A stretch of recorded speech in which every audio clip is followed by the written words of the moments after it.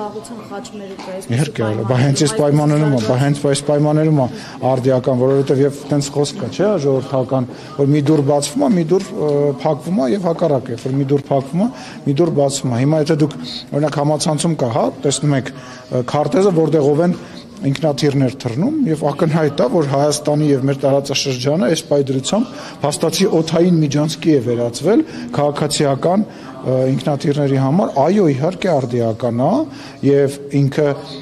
նաեւ արդիական է այն առումով, որ դա ոչ միայն տնտեսական իմաստ ունի, դա նաեւ անվտանգային իմաստ ունի, որովհետեւ այդ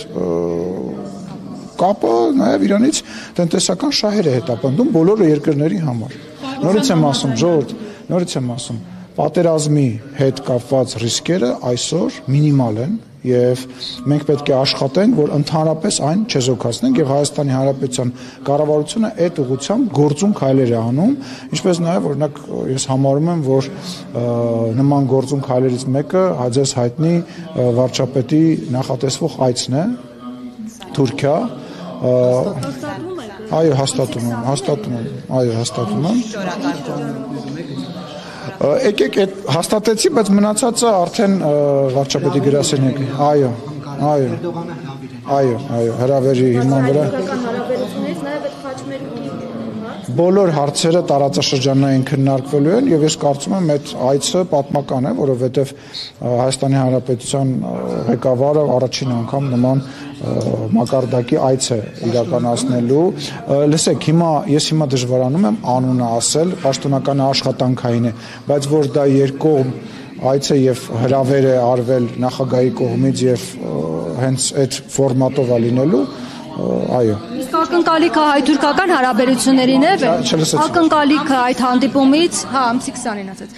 ակնկալիքը այդ հանդիպումից հայ-թուրքական հարաբերություններին է վերաբերվում, թե նաև հայ-ադրբեջանականում հնարավոր է փոփոխություններ լինել պայմանագրի կնքման, նաև ճանապարհների ապաշրջափակման։ Բոլոր հնարավոր հարցերին, որոնք որ հնարավոր կլինի քննարկել, այդ հարցերը կքննարկվեն։ Ոչ մի արտառոց բան էսպայի դրությամբ չեմ կարող ասել, որովհետև չեմ բացառում որևիցե քննարկում։ Կարող ենք ենթադրել, որ Թուրքիան ուզում է միջնորդ լինել այս երկխոսության մեջ, հայ-ադրբեջանական հարաբերությունների երկխոսության։ Չեմ կարծում, որ նման գնահատականներ տալը ճիշտ է։ Ես կարծում եմ, որ Հայաստանը եւ Ադրբեջանը որևիցե մի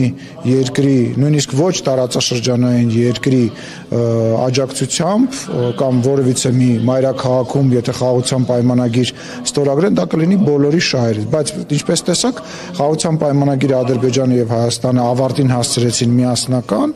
եւ երկու կողմը կորոշեն էլի, երբ որ դրա ժամանակը գա, թե որտեղ կկնքեն, ինչ միջնորդություն կլինի միջնորդություն, թե ընդհանրապես միջնորդության կարիք չի լինի, թե այլ ֆորմատ կլինի,